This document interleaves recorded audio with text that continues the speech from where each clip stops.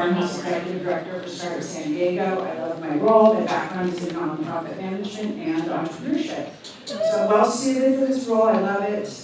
We make it all happen.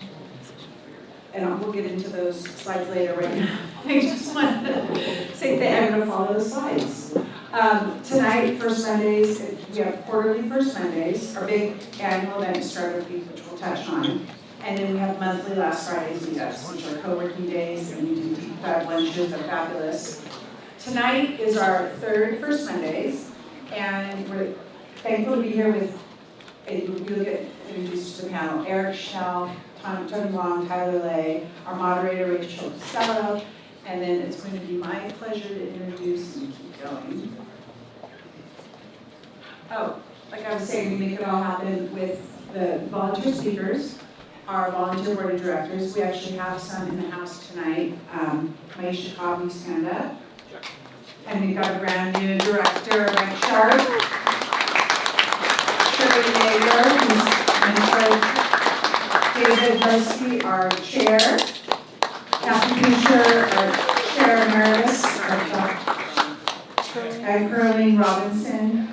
Anyway, how it happens with this stellar volunteer board of directors and our sponsors. And so you can see our sponsors up here.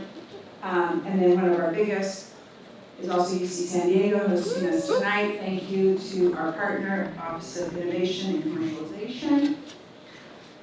We've got cool people expoing today. Make sure you take a minute to walk by their tables and check them out. Anyway, you can learn all about who they are by walking around. There's a new podcast going on, and Erica, we have to still be up here at the front. After the panel, we're going to be in that corner. In that corner. If you want to be interviewed. Okay, so we do this really cool podcast. Currently is our fabulous interviewer. It'll be in that corner after the panel. So come on over and tell us your story. I was mentioning our events, our quarterly First Mondays. Our next one after this is on December 7th at Cooley. We'll be announcing the topic and the fun things we're doing that night later. That's the first Monday after Thanksgiving.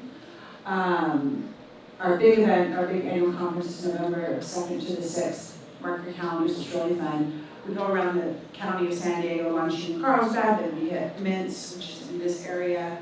Wednesday, we're back here at UCSD for our big tech day. Thursday is at Cooley, and with a really cool like founder matching, talent finding, facilitated networking event. And then on Friday, we are at SDSU, our really cool sponsors and hosts. I just want to give a shout out to our sponsor and partner, Data Science Alliance. We have a joint event with them, which is a hackathon, August 20th to 21st. You can talk to us after if you're interested. Great event. And it's back here at UCSD on those dates, so you can catch that. I mentioned Startup Week. It's our biggest conference. This is our 14th year. We get thousands of attendees coming. We've got panels, workshops, mentoring, keynotes, expo booths, really a lot going on. You can check it out on our website, startupweeksandiego.org. And you are welcome to host your own community events. So we've got our main stage programming that we've thoughtfully curated and put together with tracks and speakers that we think will be helpful to your journey, your entrepreneurship journey. But you can also, if you're a community member, anyone can host an event, whether it's a founder's hike, a workshop, anything during that week. Click on the host an event button on our website. You can see the details you need to submit. Okay, how do you get access to all this? Well, if you're a member, it's great. You support us. You can be engaged with our events all year long. It's the best deal we have, $365 a year. If you think about it, that's $1 a day. It's a great time to register because you get Startup Week included, and that's coming up right around the corner. Okay, without further ado, I'm going to toss the mic over to our host, Shane Moise, and he is the founding director of UC San Diego Horizon. I'll let him, and the assistant director of entrepreneurship programs here.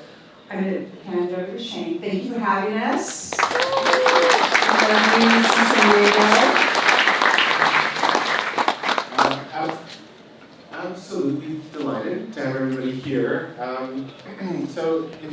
haven't spent time exploring more of the building, the fourth floor here is the Entrepreneurship Center, the housing, I guess, or rather where we have companies and residents. In the last year and a half, we've had around 60 companies come through as residents. That means they've got a desk or an office. And we support with capital matching, talent matching, really a program that meets founders where their needs are. So we're not saying, hey, welcome in, time to do this program and meet the deliverables on every week. We want to know what the founders need. And I think that that kind of culture matches really well with Startup San Diego, that it is a community where we're looking to leverage and work with each other versus, I guess, kind of trying to run towards a demo day. And so for us, we are supporting student, faculty, as well as alumni companies. UCSD in the last probably couple of years has received grant funding from the Economic Development Administration as well as NOAA, and that has helped us and rather enabled us to support the community at large. So a program I'm going to share, but is actually winding down here in October, is the Venture Catalyst program. It's essentially our effort as an institution helping founders from the entire region to find capital. That's non-dilutive, that's venture funding, as well as our traditional capital that comes from banks. And so for us, we want to make sure that you all know about Horizon, that we are expanding beyond just the institution here in terms of who and how we're engaging with our partners. In the last couple of months, Rachel and I have been working together with a venture partner called Bow Capital, which helped kick off the relationship and the conversation with us for this event, all focused on dual-use technology development. So those companies are now housed upstairs with us. We're accelerating them here over the next couple of months with a demo day, or rather a culminating exercise for those folks in the military side of things on September 25th. I think before I turn this over, I want to ask a little audience engagement question. How many undergraduate students are enrolled at UCSD at any kind of given time? And this is thinking about the talent potential that's here that you might tap into. So if you raise your hand, yes. Whoa. You nailed it. All right. Okay, I was going to say like first and second guess. Next, so UCSD is generating a lot of intellectual property. That means new invention disclosures every year. I'll go two parts to this. What percentage of the entire UC system, so what percent of the inventions in the whole UC system are coming out of UCSD? 25%. 25? 80. 80. 40. 16, not there yet. No, 60. 60, that's high. That would be pretty incredible. 35 feet. Who said 30? Oh, I don't know if I'm in here. 33, that is it exactly. Okay. And then my last one, and this will be a double because I'm way over time. What number is that 33%? So about how many new inventions? So if someone's saying, I've invented something completely new, how many times a year did that happen? We'll go just with last year. 86. 12. 125. What? 425. More. 800. 1,000. 1,500. Okay, I'm going, you said 425, 497. That was a record-breaking year for us. So you've got one there for yourself and one for someone new that you meet tonight. So I'm going to throw it over to Tom Krukowski with Apex View, helping founders in the aerospace and aeronautics industry specifically, and then also running your own company, which has a table outside. So, great. Thanks, Dave. I'm going to go really quick because Erica asked me to talk about fund dual use and explain the San Diego Defense Tech ecosystem, which should take 20 minutes, but I'm going to do it in 5. So I'm going to use my Philly voice, get your phones out, and start taking pictures of the slides. There's a lot of resources and links up here.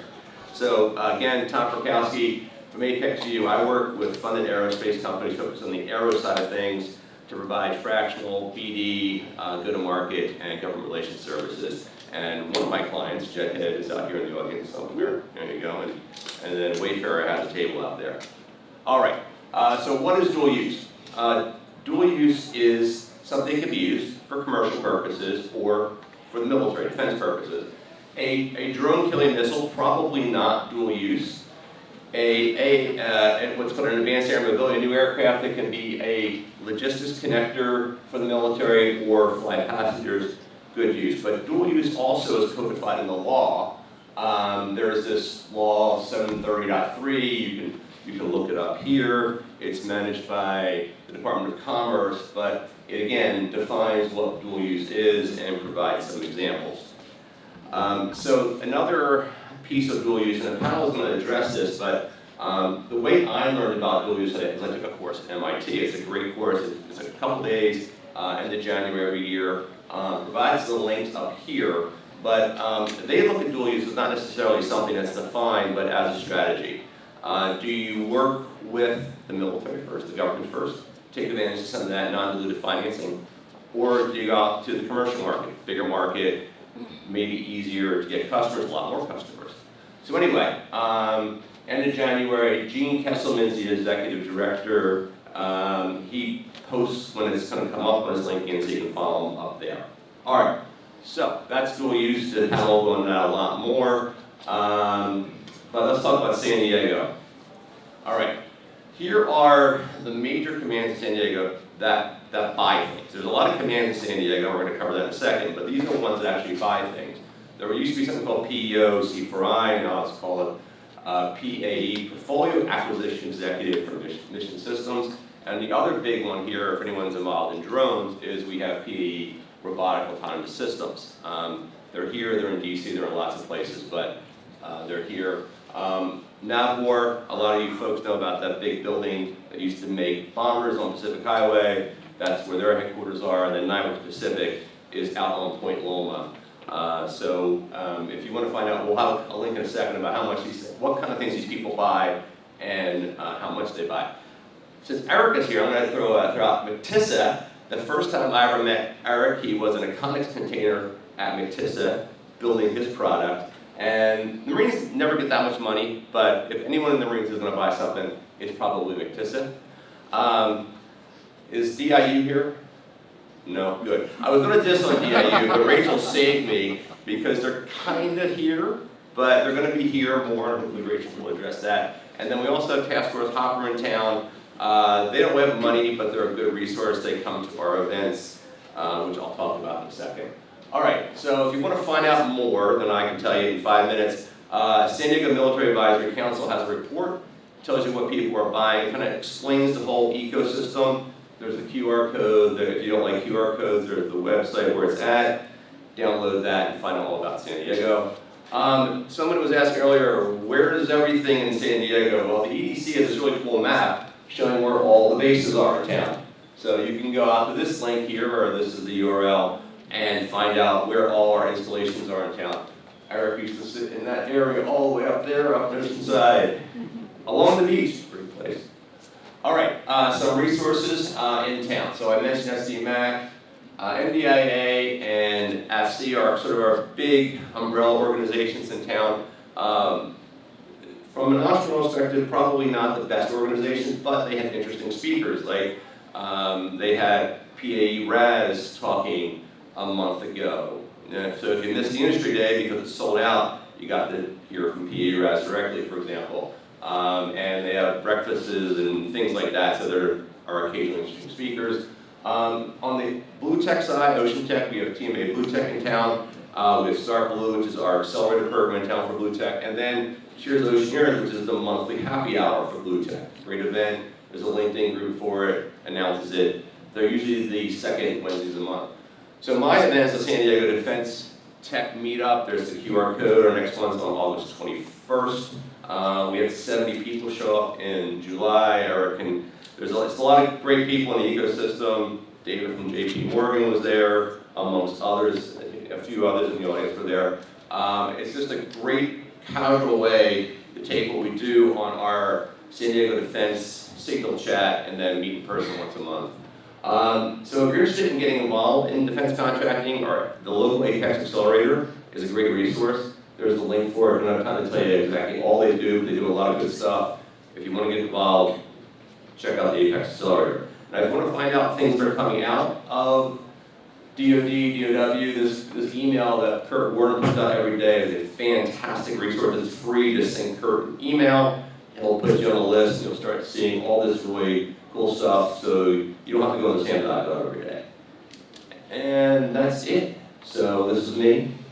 We've got a table outside with, we got cards with the QR code for the FinSec meetup, and that's my time. And I will hand it over to Rachel Costello on our panel and so Rachel is the director here at UCSD of Forge.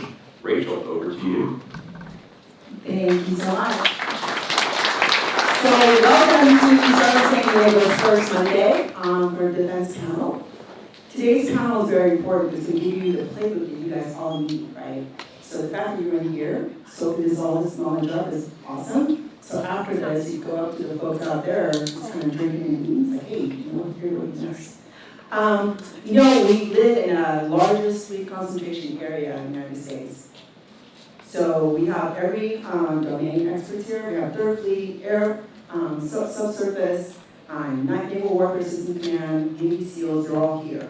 We also have a talent, right? A talent pipeline, all the universities, UC San Diego, SCSU, Point Nazarene, Cal State University San Marcos, and of course city colleges. So the fact that we have end users, talent, in the defense industrial base ecosystem, we're actually more positioned to outpace Austin and in San Francisco. So tonight, we're going to talk about the playbook. We got you an awesome panel for you. We have venture, private venture. We have a prime contractor. We have a former UCSD, but current founder. So, you know, I'm going to ask you a bunch of questions, which I'm going to be sharing with you in my playlist here. And then we'll give you an answer. And then we'll give you an opportunity to ask questions yourself a little later, okay? So here we go. So, first I'm going to introduce them already, but Tony Long, in the middle here, manager of aviation and tech scout, Northrop Grumman aeronautic and systems sector. Tyler Lay over there, and executive director, innovation economy, aerospace and defense focus for JP Morgan. And then, of course, last but not least, Shnell, founder and CEO of Craitor Incorporated at UCSD spinout, developing ruggedized expeditionary 3D printer for our warfighters. Thank you. So broadly speaking, your technology has dual use potential unless your technology is policy restricted or fully classified. But how you sequence your go-to-market strategy can't really break your business. So we're going to talk about private venture and commercial traction first with Tyler. Tyler, from a venture and private capital perspective, how do you define a venture-backable, dual-use startup today? And why is having commercial traction early on so critical for surviving the government's value debt? So we see this come up more and more frequently these days, given that aerospace and defense and working with the government is incredibly popular. We're seeing a ton of capital flow into the space. So people are interested to get involved with the government and all the various agencies that, you know, compose the government. But in terms of how to bifurcate your business and what you should go after, having a commercial pipeline is essential, especially from the venture capital perspective and from like the bank perspective if we're looking to lend or doing sort of business with you on that front. Reason being is the government is not the best customer in the world when it comes to like payment terms and contracts. They can be a pretty terrible customer when it comes to making their payments on time and those sorts of things. And it's very hard to kind of predict that. And so when you're a founder, I like to think of it as like, treat the government as like any other customer you would have. And like, if you're focusing purely on defense or dealing with government agencies, that's pretty high concentration risk there. Like, yeah, there's a bunch of different agencies, but like, you wouldn't want to bank your whole business on a handful of customers, right? You want to have some diversification there. And the TAM for like VCs and other dollars that are going in, like VCs want to get enough of a return on their investment, and just dealing with the government, generally speaking, isn't going to be enough of a TAM for them to want to be involved. So it's a couple different factors that you want to kind of consider and you want to weigh in that, but having the commercial pipeline and the consistency of having commercial clients really helps you weather kind of the storm of having to deal with the government and deal with late payment terms, dealing with the political environment in DC, et cetera, et cetera. I'll kind of pause there and we'll move on, but Sure. we could go into a lot more other things. And then with the defense first reality maturation costs, I'm gonna ask Eric. Eric, you took Craitor down the defense first path, working directly with the Marine Corps out of Camp Pendleton to solve field level security problems. How painful was it that journey going defense first instead of commercial first? And what did it necessary for you for your technology? Painful. But the problem with kind of going defense first, especially when we did, which started about 8 years ago, was defense was not quite as hot as it is now. And we faced a lot of the pains that you can still see today, but we saw it a little bit more in depth and a little bit more personal to that level. So some of the pains that you feel is when you were starting a startup, the people that you work with on a day-to-day basis who are informing the development of your technology in the direction that you're going in are not the same people that have the money to buy the system. And so a lot of times you're dealing with the communication of one of the largest bureaucratic chains in the world of communication that is done by your customer. And so cash flow is very painful for a startup, and cash flow is what kills startups. So frankly, going defense first was very painful at the time.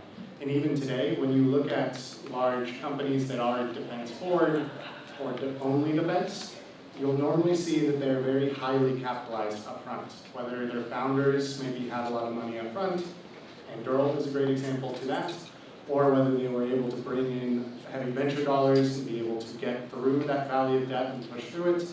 That's normally the way that most companies that focus on dual use, but have or less dual use, but more defense-focused play, go about that. We didn't. We bootstrapped it, and we were college kids when we went through it. We're still here today. We're very lucky, but it was very difficult. And so I would reinforce that dual use, even today, even in our ecosystem, in which defense has become a lot more investable, a lot more easy to develop a startup behind, we still want to be able to look into dual use as a primary venture, or at least a supporting portion of your portfolio. And the takeaway for the audience here, we have very amazing advice. If you're thinking of going dual use path, think about commercial first or defense first. So we'll leave it up to you to think about it and ask questions later, okay? Now we're going to get a perspective from a prime. So Tony, as a tech scout for a major prime like Grumman, when an early stage startup pitches you, how much commercial versus military validation are you expecting to see at the seed or pre-seed stage? And I hope you guys know this, what technology readiness level are you really looking for? Yeah, thanks. Dual use is maybe less important to us. What is important is investability.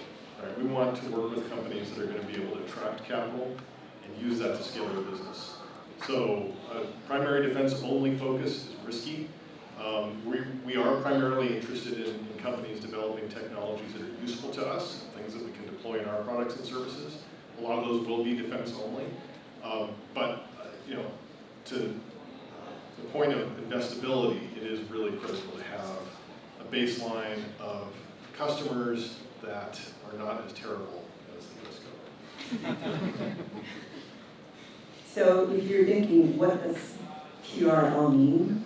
So if you great idea to just Google it, it'll pop up right away. It's something that NASA developed, but we're not belabor that. But please look it up because it's important for defense tech companies or dual use companies to be able to articulate to Eric, Tony, and Tyler what TRL is going to ask you. Yeah, I'll jump in there. Sorry, Okay, that's sorry. a great question. Generally speaking, we are interested, at least through the part of the company that I work in TRL 3 through 6. And every startup will claim a more advanced TRL than it actually is. But just to set expectations, the TRL 1 is an idea, and TRL 9 is basically something that is fielded and fully supported and bought routinely by the government, and there's a whole slew of things in between. Again, through the tech scouting initiative that I lead, we're interested in companies that are early stage, a little bit past the idea, right? Something needs to be sort of proven out, but still have a malleable enough strategy so that we can work with you to find a good product market fit to our customers and to provide a revenue stream for it. Okay, so you got the master class in strategy. Now I'm going to talk about execution. Customer discovery in defense is notoriously tricky because, as Eric said, the operators that love your product are not the person who's going to write a check for you. So, sorry, make sure I say everything I'm supposed to say. So we're going to turn to money mechanism. So back to Eric. As a founder who built Craitor up through the UCSD ecosystem, how do university resources accelerate your early trajectory? You may skip the page. Oh, I did. You did. I did. Did I? Yeah. God dang it, that's why I carried these things. Thank you. We'll get you a little pat for you. I know, right? Yeah, it's all right. Just see here. You just have the pages stuck together. These are just stuck together. This one? Okay. Oh, this one. Thank you. So ground level customer discovery and budget, right? Eric, walk us through how you did this at Craitor. How did you find an actual marine operator on the ground? And who validated your supply chain problem? And how did you translate your operator's pain point into an internal champion who could actually drive a contract and create it forward? So frankly, we got kind of lucky. So we actually, our team originally met out of one of the maker studios here on campus, Envision, over in SME. And we were introduced to a recently retired Marine who was familiar with a group of Marines who were tasked with figuring out this whole 3D printing thing and how to implement it and use it in the field. And none of them had ever touched a 3D printer before. So, and if you don't know, that's pretty normal to basically get orders to figure it out. So we came in and we actually started strategic technical advisors. We saw about the capabilities, but also how limited a lot of the stuff that was on the market was for the Marines up at Camp Pendleton. So we formed Craitor with the vision of being able to develop manufacturing specifically with defense forward. And we actually partnered directly with the Marine Corps, later the Army and the Navy. As Tom kind of mentioned, we actually had a 20-foot expandable shelter in the middle of the 9th Comm Battalion at Camp Pendleton, where all through COVID, we worked with Marines every single day, testing, iterating, deploying these technologies. It was through that work that we got connected up the chain to the program offices, and then working together more directly with OSD, or now OSW, Office Secretary of Warfare. So we've kind of now gone all the way from guys on the ground all the way up to the top level. But that was what required us to be able to do that, is we kind of had to start with the people who had the demand, provide that feedback up the chain, and then work more closely with those program offices, with the people who actually have the money, have the position to be able to develop the policy. That's a long process. We started this 8 years ago, and the programs that reflect our capabilities and our systems are supposed to be triggered within the next 1 to 2 years. So depending how that process goes and the investment and the importance of that technology, it can have a very different timeline that you're operating here, which kind of goes back to why you're looking at dual use. Now, I don't expect anybody sitting here to fully be able to replicate that story, that process. That's a bit of a unique process and more of kind of happen to meet the right people at the right time and get up that chain. Now, luckily enough, while it didn't exist while we were in UCSD, there are now programs that are here at UCSD that directly put you in touch with the warfighters who have problems that are already prepared for you, that you can sit down. And Rachel happens to know that very well. She runs the program and brought the program to UCSD, Innovation for National Security, or I4NS, which is a program that allows you to connect directly with your stakeholder here, the guys on the ground, people in uniform, who have problems that they're looking to solve. That is a great program to be able to do that. It's not the only potential resource. I mean, we're in San Diego, one of the defense, I would say the defense capital of the United States when it comes to per capita active military members. And so you could go down your street and talk to people and just see what the problems they're facing and see how you can help them. That's how you can start, but it's not how you get all the way up. You've got to follow that chain. You've got to work alongside your partners. You've got to get their buy-in to solve their own problems, and only then will you be able to connect with the people with the money who are willing to pay you for it. I did not pay Eric, I think you were mentioning this.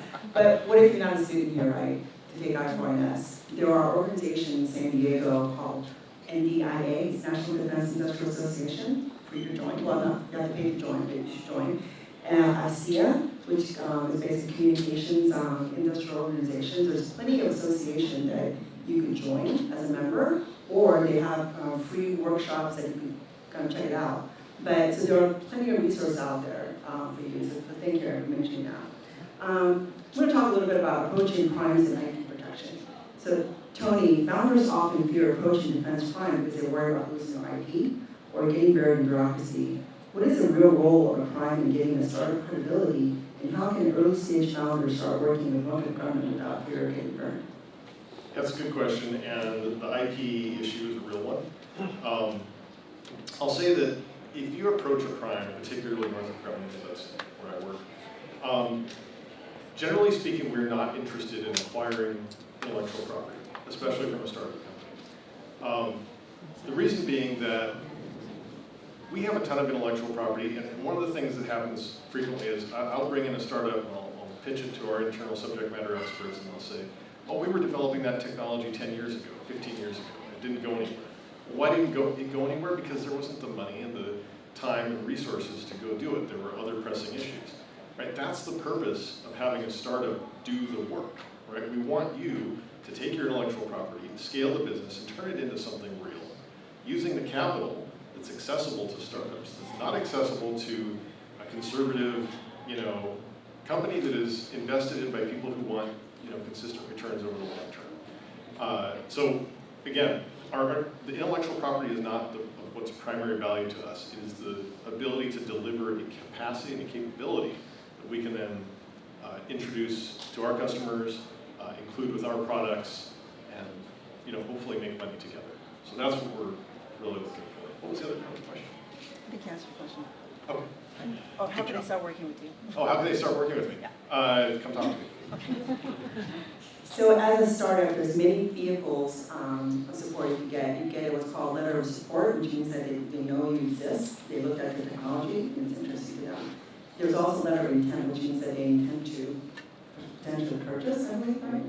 So in that, I'm going to go back to Tony and Tyler again. LOI from primes carry huge weight in the ecosystem. What does that actually take for a startup to earn meaningful LOI from prime? And for Tyler, when an early stage founder walks up to JP Morgan or a VC firm with an LOI from a prime like Northrop, how does that change your evaluation or risk assessment during the seed round? I'll start off by talking about the major difference between LOS and LOI. Letter of support is much easier to get, and generally speaking, we've issued a bunch of these recently. Meet with a startup, figure out if there's a connection to one of our business units, if there's a subject matter expert who can validate the technology, vet it, and say, yeah, that's actually really interesting. We'll do a NDA, we'll do a quick export check, some just official stuff. And then make sure that it makes sense, right? We don't want to just send out letters of support all over the place. We want to make sure that if it's something worth our time, that there's a story behind it and a reason to move forward. Now, letter of intent is much harder to get. That's probably, frankly speaking, a couple of years at least past the letter of support. Letters of support are issued in support of a startup or a small company approaching a funding agency like an SBIR to go get money from the government to develop your technology and mature. That's where we get in, and where a signature from one of our subject matter experts probably knows the customer that you're going after, and that's where it makes a difference. A letter of intent, we need to see technology maturation. We probably need to get into conversations about where that technology fits into our upcoming products and businesses. So much harder to get to, but it starts with letters of support. Yeah, in terms of how that changes how we view the company, I'd say a lot of times not much, no offense, but letters of intent are great, and it's a great demand signal in a lot of ways, but it is just a letter of intent. It doesn't really carry a lot of weight contractually on things. There's a lot of number of outs to it. But in terms of a demand signal, it does mean a lot to us. And it's really a great signal for us to say, okay, this technology does carry real weight, there's real interest here, it's a validation signal on the market and something that we should explore more deeply and continue to explore. What we really need is like that contracted support or like those actual kind of sales pipeline that's actually materializing on everything. But that being said, like having a prime interested in you and helping to get your technology in front of the people that it needs to be in front of is great. And primes are starting to turn into acquirers of startups here to help their businesses grow. So that's another potential exit avenue that you may have if you have a prime that's interested, and it definitely helps get your product out in front of the government officials that you need to be out in front of. Also have an addition. On the startup side, letters of support are incredibly valuable when they're targeted to specific opportunities that you're pursuing. So if you're looking to go after a BAA or an SBIR, contracting stuff that you see online when it comes to the government, a letter of support can go a long way to legitimizing you for that specific contract and that opportunity. A letter of intent would be great too, but that is a little bit, or a lot of it, harder to actually get. A letter of support can also sometimes go a decent way when you're talking with venture capital, but more when you're earlier. So if you're looking to do a seed, if you've got a seed or pre-seed, if you've got a couple of letter supports, especially from a prime, that can go a long way when it comes to your first money in. Letter of intent will go significantly further when it comes to investors as well, when it comes to more traditional like venture capital routes. The reason for that is that that helps to prove your path to market typically. And it helps to tell your story, it helps to reinforce the direction you're going, and shows that somebody outside of you actually believes in your go-to-market strategy that you're trying to do. So while on the, it can be somewhat limited in certain regards, there are definitely places and times for letter support or a letter of intent that can really legitimize your business as you're building it. So I would say you need to have relationships early and often. Hey, the first time that you talk to someone should not be asking for a letter of support. You definitely want to build a relationship and then be able to pull on it when you have opportunities to come up. So that's kind of why make a comment here is that it's really important for each of you to do what's called customer discovery, right? Because I hope that you had checked out our LinkedIn page before you came here, because it'd be really ashamed to go to Eric and say, hey Eric, are you a venture capitalist and can you come here? So, but the more you know about who you're going to be speaking to, especially in the military, they'll appreciate that effort for you. Now, talk about university collaboration. Eric again, as a founder who built Craitor up through UCSD ecosystem, how did the university resource accelerate your early trajectory? Well, we were just joking earlier that I think I've used just about every resource and program that they've let me use, and 10% more here at UCSD. So we went through the I-Core program when we first started. It was out of IGE, and we then quickly joined the basement, went through the basics program back when it was still in a basement.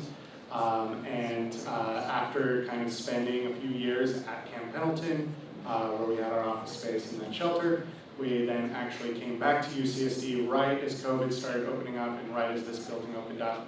And we went through the 4th floor where we had some co-working space. They eventually gave us some private office space, which thanks again for that. I don't know if Shane's still there. And helped provide us the resources to be able to have our space, build our technology. But what has been more critical by far than all of those other opportunities is the network and the introductions that have been made through the programs here at UCSD. Our first advisors, our first mentors, our first customers were all introductions that came through UCSD, not just through that happenstance moment at the Maker Studio, but through direct action that was taken by groups within the basement that provided support to us to be able to grow. And that is where I see the primary value of the programs here at UCSD. There's education, but to a certain extent, education only goes as far as experience. And then experience is gained by actually doing it. When you actually go out and do it, the people who are going to be able to help you take those hits, learn from those hits, and be able to grow from those hits are going to be the advisors and the mentors that you build here. It's going to be the connections that you make just by being here, by working out of the office space, by happenstance when you connect with the different programs that are here. And then those are going to be the people that fight alongside you, educate you, and help you build your business. Because nobody builds it alone. anyone who says that I built this company are not acknowledging everybody else in the room that has helped them get to where they are today. And UCSD is a perfect opportunity to be able to get that. Not just UCSD, I should add, because I know we've got kind of a mixed crowd.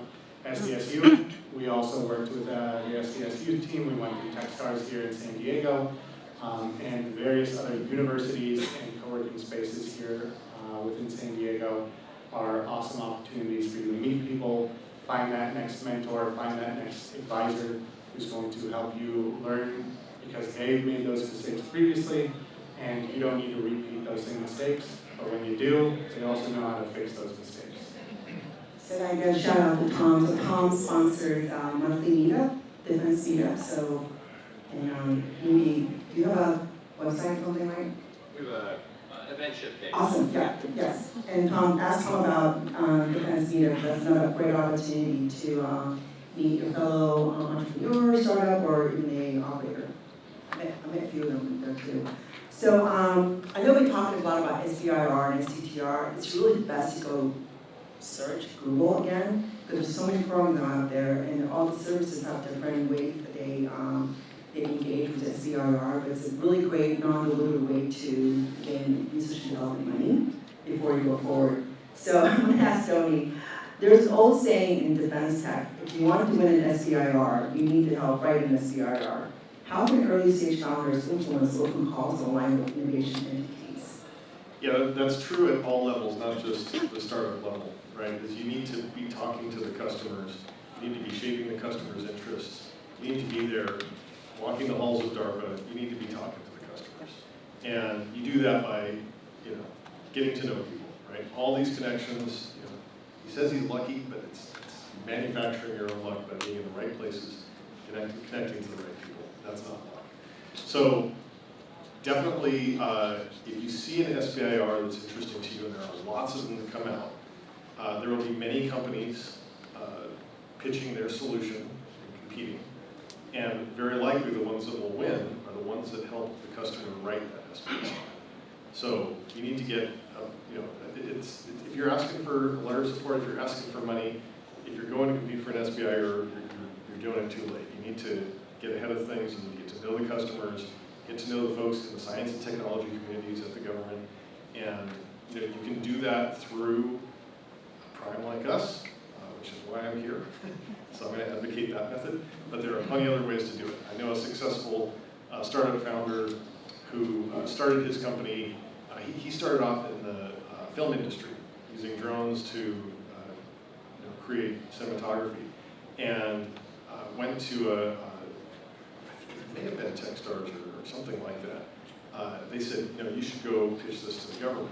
He didn't know anybody in the government, so he wrote a script that went and scoured the internet for every .mil email address and sent out thousands of emails and made connections that way. So that's a shotgun approach. There are more targeted approaches. I think you're in a room here where you've got connections now that can get you further, but definitely you've got to know your customer and you've got to help shape those requirements. So I think if you see any open call, especially with the Defense Innovation Unit, if you see RFI, which means a request for information or request for white paper, submit it. It doesn't take much to do that, right? And then you're actually training them. It's like training your AI. You're training the DIU, which is basically an arm of the Department of War, to be able to assess the demand signals. So back to Tyler. Non-dilutive grant capital is great, but private capital is moving much earlier into defense tech with larger C checks. How should founders balance non-dilutive government grants like SBIR with raising private equity or angel capital like Eric did, so they don't wreck their capital? Great question. There's a lot of sources of capital out there for dual use in defense, and you're going to get diluted at the end of the day. That's just a fact. It's going to happen, and you should keep that in mind, and you should try to manage that dilution, but don't let the tail wag the dog. You need to focus on the business and the capital and the types of capital that you need to grow and scale that business. Each one has its place. The non-dilutive capital is great for certain things and for certain use cases. Venture capital, angel funding is great for growing and scaling the business, but regardless, you want to tie and stack those against milestones that you're aiming to hit with your business and its growth. And try not to think about the dilution too much. Worry more about the business and getting the business to where it needs to be, because if it doesn't, your dilution doesn't matter at the end of the day, right? It's a moot point. So really try to focus on the business and what type of capital you need and what capital makes the most sense to get to where you need to go.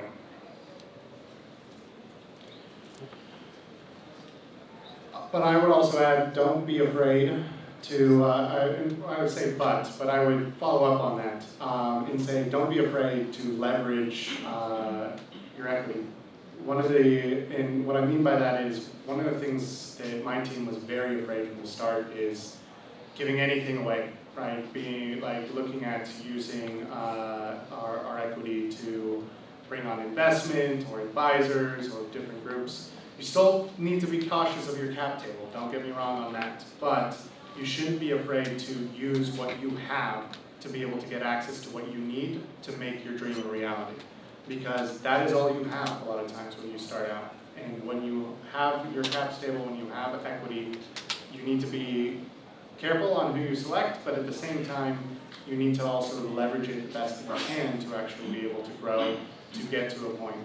Now, when it comes to getting to revenue, essentially, I would caution and say that a lot of times in the DOW or working with the Department of Defense, a lot of people see SBIRs and grants and all this stuff as kind of as revenue that's non-dilutive capital. But a lot of times, especially I assume when you on the banking side, that is not traditional revenue to a certain extent. You're trying to get to product revenue and contracts that actually comes with you delivering product. And so at different stages as you grow, like having a big contract is great, but if it's for R&D of a product that you're going to deliver, you need to be able to understand how that is actually going to transfer to reoccurring production level sales. That is what's going to be your revenue.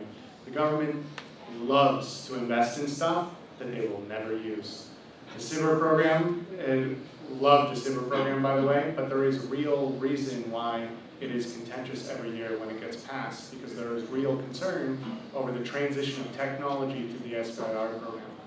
And that's why you should never think that your SBIR contract or your R&D contract is a shoe-in, because your investors and banks and other forms of capital know that there is still a lot more to go before you can actually get to a sustainable revenue-driven business.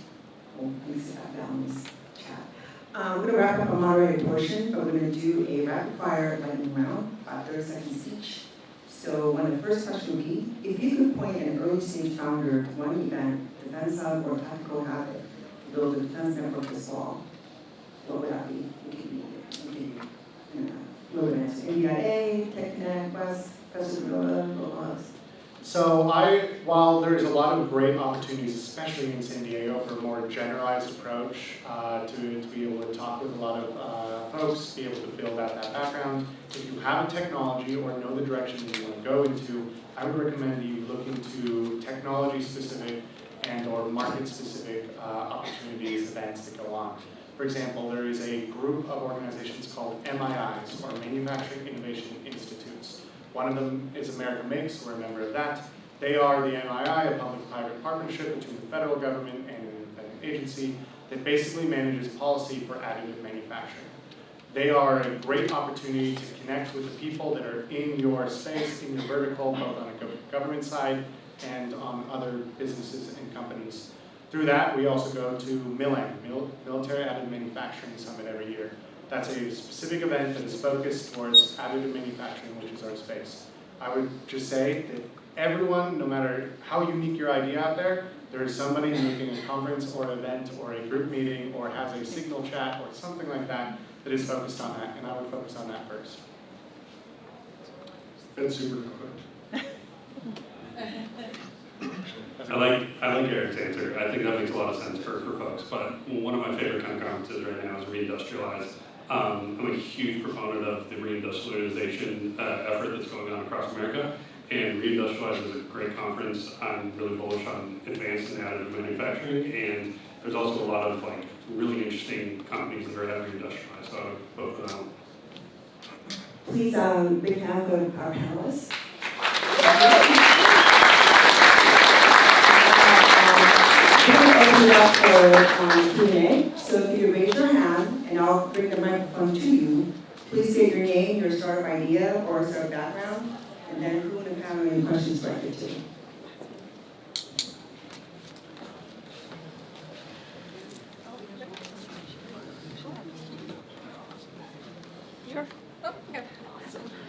Hi, my name is Sonia, and I have an advisory product and company for doing AI. So my question to all of you, how is AI being used? Is it productive? And what are the challenges with AI being used in defense? Because I think that's one of the concerns, security is obviously one of the concerns, and there seems to be a lot of bottlenecks because of security. So in each of your cases, is it helpful? Is it hurtful? Is it productive? And how are you using it? So AI to a startup company in the defense space probably looks a lot different to just about everybody else in the defense space. What it means to us is that we're able to kind of punch above our weight. We can put together proposals incredibly quickly. We can share our ideas in a lot more detail than we previously been able to. SBIRs used to be very difficult. There is an entire space in which there are companies that just focus on like helping a startup that's never seen an SBIR apply to an SBIR. That has mostly shifted significantly because of AI being so accessible to startups, being able to look into how to write these, what are the requirements, what are the details, and leverage that knowledge base. So to a startup, AI has been able to allow us, a very small team, be able to match the capabilities of very big teams, or at least share our technology vision to the same level that big companies can. Yeah, I would say, let's see, we see several hundred startup companies every year, and not one of them does not use AI for some part of their business. It is everywhere. Is it useful? We don't know yet. Certainly for some things it's useful. There are a lot of big ideas that we have that are working that could be very useful. There's still some time for that to play out. But I think the security issue is real. And the security issue more broadly for startups is a tricky one. There's high security requirements to do defense work, and it can be costly to institute those capabilities with your company. But it is sort of table stakes for doing government work. So it is a commitment that has to be made, and a lot of times when you talk to defense companies or organizations, they're going to want on-prem solutions, they're going to want something in a gov cloud kind of environment. So it's definitely something that's fairly unique and evolving. Sage is still around, right? Do you use Sage? There's Sage, they're still around, is actually a compliant AI platform that you can use. So a lot of the AI platforms that are defense focused are, you don't have access to them unless you're a big prime or under a contract. But Sage, and there's a few others that do actually have those policies and requirements. But you don't need to worry about that normally up front. You worry about that when you actually get into handling controlled data, CUI. You will know when you get to that problem. So if you're just starting out, don't worry about it. If you need to use it, you're good. Though I will say, when you start working with somebody like us, the CUI gets pretty quick, because we want to get you onto programs that are government programs, and so it's like, can't really get you working on stuff until you are. So, yeah. It's a process. Agree with everything they say. Be very careful what you dump in the cloud. That's your IP that you're putting in there until you get to the point where you need a fully on-prem or GovCloud kind of situation, but no one knows. Another one organization I'd like to mention is Defense Unicorns. There's actually a rep now in San Diego. So if you're a software startup, they'll actually walk you through from ideation all the way to authority to operate ATO. So, do you have any more questions? Wait, should I give that mic to you? You're a company. I'll be short. You're a company already. No, we're a company, but we're only looking for, you have to find a lot of money.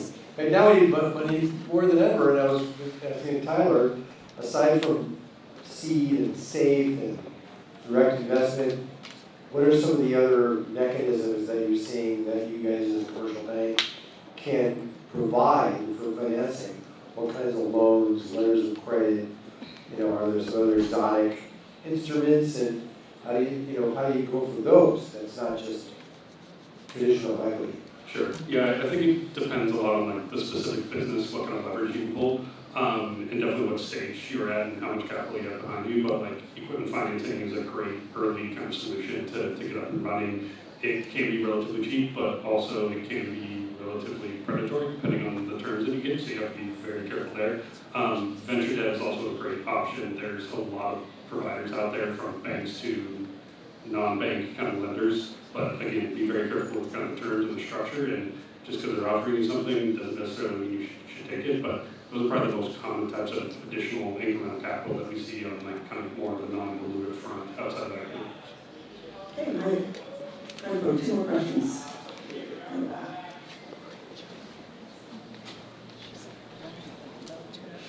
Thank you. Probably this is for Tony. The one way for startup businesses to interact with clients is build a relationship, then probably get an LOS and right? Is there another way where prime contractors publish the capabilities that they're looking for from the startup? That's a really good question and a very difficult one to do. If we were to broadcast out the things that we're looking for, that would be a very big problem, right? So you have to get to know us a little bit before we can get to that level of detail. That's the chicken and egg problem with doing government work, right? Is if all the problems were laid bare, then there'd be even more problems. Okay, well, one more. Could you hear, I think, this is you first? Hi, does CMMC cybersecurity maturity model certification come up as a real factor in your doing business? I'll give the first answer to that because it's changed very recently. CMMC is a set of security requirements to handle CUI, controlled unclassified information. So anything that's defense related that's not classified is generally fall under CUI. You have to be CMMC compliant. One of the things that's changed recently is, and this was like last week or the week before, they dropped the requirement to do audits, to have your CMMC audited. So now I believe all you have to do is assert that you are CMMC compliant, and I think that's okay. We'll see how long that lasts. Yeah, so it's always changing in keeping up with it, let alone how much it changes when it comes to the NIST 171 kind of list. Just to summarize, CMMC is basically just saying, how ready is my infrastructure, my cloud storage, my email, the way that we handle data on our machines, to be able to handle CUI. So the first stage for most startups, and if you're looking into this, if you want to go to an event that potentially has CUI shared, that's normally going to be your first interaction with this, is having a DD2345. So that's essentially provided by JCP, which is a joint office between the United States and Canada. That just says your company is allowed to handle CUI. The next step beyond that is actually doing a NIST review, so looking at NIST 171. It's really complicated. I reference back to AI again. Go on Claude, ask Claude how to essentially do this process, what to look at the list. That is actually going to be your best friend here. Being able to at least understand it, because the language that is online is not very clear. All it basically does is go through these questions, answer each one of them. Do I have an answer for this or not? You get a score out of that. That score will look terrible the first time you do it as a startup, because you will not have all the compliance stuff. It is more for you to know where you need to go and where you need to get to. CMMC level 1 is basically the first step of compliance that is now required under contracts, or some portions of contracts. It'll have some kind of a requirement. If you've ever seen CMMC level 2, the big scary, know that the government has also realized that it's a little bit unreasonable, especially for startups to be able to do that. And the requirement that was going to require that for contracts going forward later this year has now been indefinitely postponed. We don't know when that'll be. So So it's a constant thing that you have to keep up with to a certain extent, but it's not impossible. And if you have any questions, please ask me. Okay, so that's a wrap for the Q&A. Thank you, Jerry.